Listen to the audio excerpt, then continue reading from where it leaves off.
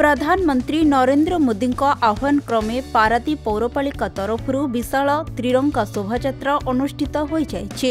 पारादीप पौरपालिका समेत पारादीपर समस्त विद्यालयर छात्र छात्री और पारादीप पौरपालिकार विभिन्न वार्डरू हजार हजार संख्यार महिला पुरुष जोगदेवा सहित देश मातृका पई बलिदान देइथिबा सेही महान पुरुष मानक जय जयकार करने सहित भारत माता की जय ध्वनि रे प्रकम्पित होइथिला समग्र बंदर नगरी।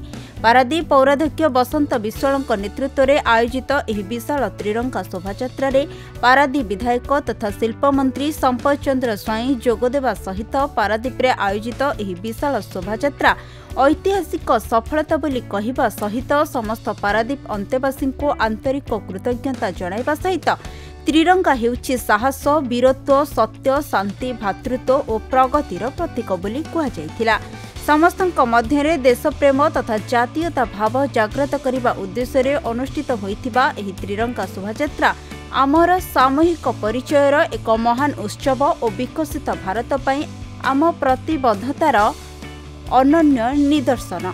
वर्तमान समय रे आत्मनिर्भर और विकसित भारत भली माननीय प्रधानमंत्री नरेंद्र मोदी जी आह्वान को वास्तव रूप देवा तथा विश्व रे भारतर परिचय को एक नंबर करने को हेले समस्ते एकत्रित हेबा। पारादीप रे सबु वर्गर लोक मानकर सहित तिरंगा यात्रा अनुष्ठित है। आपण देखिथिबे जेउ बळी भाबरे छात्र छात्री माने हुंतु युवक माने हुंतु महिला माने हुंतु एबोली कि सबु वर्गर लोक माने आज मिसिकी तिरंगा यात्रा रे आज समस्त शामिल हेले। जेतेबेले तिरंगा तले सबु भारतीय एक हुंती सेतेबेले आमे अनुभव करू जे एमिति कोनोसी विश्वर दुष्ट शक्ति नहीं जे हमको प्रतिहित करि परिबो। एवं ये अगस्त मास होउची क्रांतिर मास।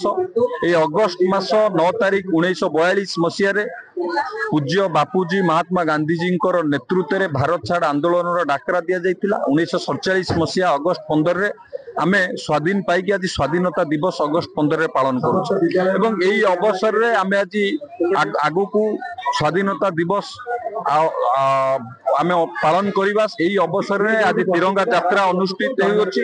ये तिरंगा यात्रा आमे जो स्वाधीन होइचे बा स्वाधीनता पाइचे जो मानकर त्याग तपस्या बलिदान माध्यम रे आमे पाइचे तांकु सम्मान जणैबा पई आम भितर जातीयता भाव को जागृत करबा पई एवं ता सहित हमर आगामी पीढ़ी को ये वार्ता दबा पई ये तिरंगा यात्रा निश्चित भाव रे प्रभाव पड़िबो बा प्रोत्साहित करिवो। पारादीप पौरपालिका तरफ आज पारादीप शहर तिरंगा शोभायात्रा कराइला।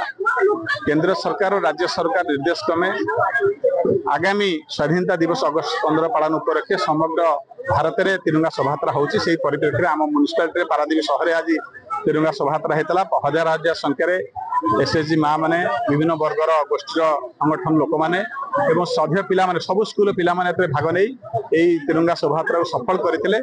आम समस्ते भारतीय आमर अखंडता एकता रक्षा करवा ये गणतंत्र राष्ट्र आम सार्वभौमत्व रक्षा करवा एवं समस्ते निजको भारतीय भाई तिरंगा पताका तले गर्व गौरवान्वित हेबा एवं जाति धर्म निर्विशेष आम एक जेकोसी शत्रु जेकोसी विदेश शक्ति आसिले आम प्राहत करें आम निश्चय विजय लाभ करवा। आम देशर अखंडता एकता रखिया यही नारा नहीं आज समस्त पारादीपवासी एकाठी होते तिरंगा शोभायात्रा सामिल होते।